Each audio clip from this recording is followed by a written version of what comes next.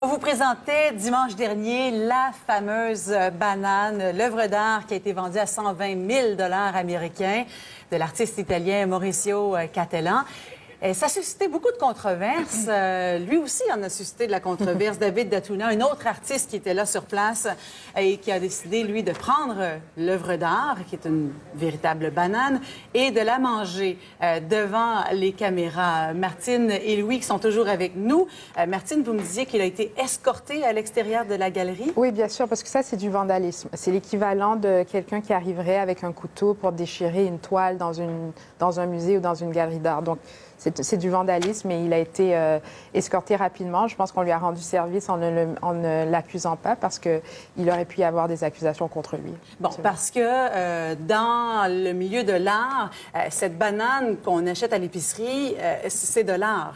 Mais c'est le concept, c'est la démarche artistique de l'artiste. Je veux pas le défendre parce que je veux ramener ça aux communications. Là. Comment on peut défendre un artiste comme ça? Je comprends. Puis ça, c'est le travail des relationnistes dans le milieu des arts. Parlez-en aux gens du musée d'art contemporain.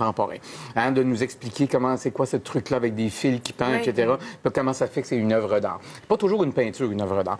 Donc, et là, c'est dans ce cas-là, l'artiste, avec sa démarche, mais il en vient à dire, bon, la banane, on va la renouveler, on va la changer. C'est pour ça que, oui, c'est du vandalisme, mais en même temps, à un moment donné, on va la décrocher, puis on va en coller une nouvelle. On va la puis changer, ça va rester cette œuvre-là. Ben oui. Je trouve que ça fait cher la banane quand même, mais quand même. Bon, il y a eu beaucoup de réactions. Il y en a qui ont pris ça avec beaucoup de sérieux. Il y en a d'autres qui se sont révoltés de voir le prix qu'on a payé, 120 000 $ américains quand même.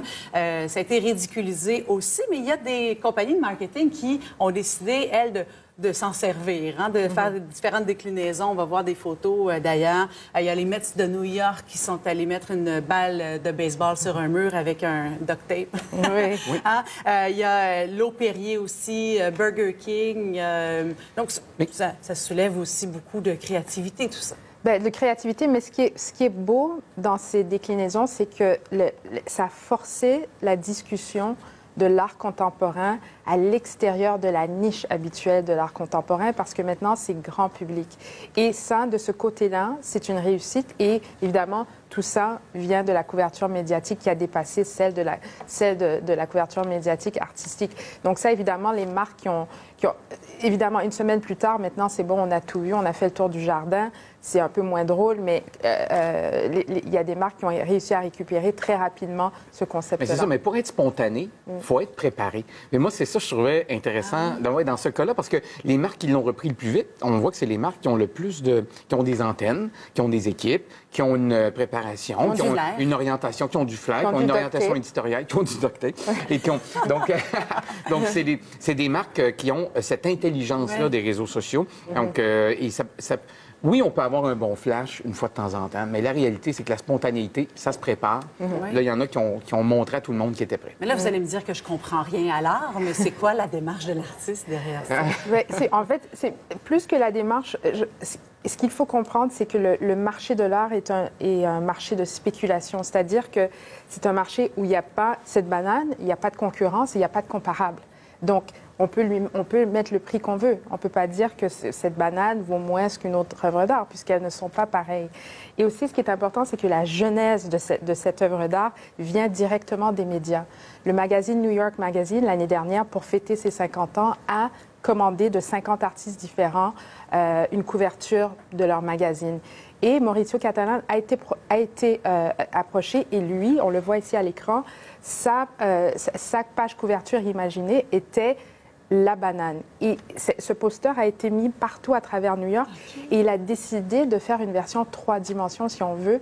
Donc tout ça, ce qui est bien, c'est que cette œuvre d'art vit grâce aux médias, mais sa genèse aussi vient des médias.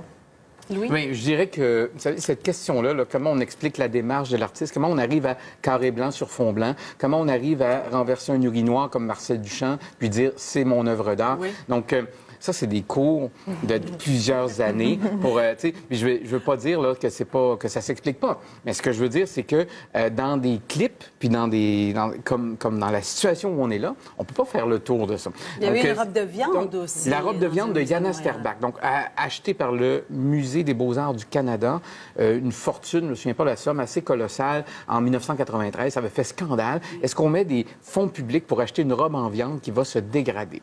Donc, Oui, parce qu'il y a une démarche artistique derrière ça, puis on veut préserver cet esprit-là. Mais je pense que on n'est pas dans le bon forum pour faire le débat, mais il y a des gens qui vont être très contre parce qu'ils vont dire que cet argent-là aurait pu aller à la guignolée du docteur Julien. C'est ça. Pendant ce temps-là, il y a des gens qui meurent de faim. Hein? C'est un peu ça qu'on a entendu aussi. Exactement, comme le débat qu'il y a à Détroit, entre Ford et les grandes de l'automobile ont acheté beaucoup d'œuvres d'art. Et là, la ville qui est en faillite, dit on va les vendre. Il y a des gens qui disent il ne faut pas les vendre, il faut les conserver, mais il y a des gens qui n'ont pas de retraite puis qui disent on devrait les vendre parce que moi, je pourrais avoir accès à une meilleure qualité de vie. Qui a raison? C'est des débats extrêmement intéressants. Des débats de civilisation, je dirais. Autour d'une banane. Voilà. Autour d'une banane. Voilà. Martine et Louis, merci de nous avoir éclairés là-dessus. Merci beaucoup. Au revoir.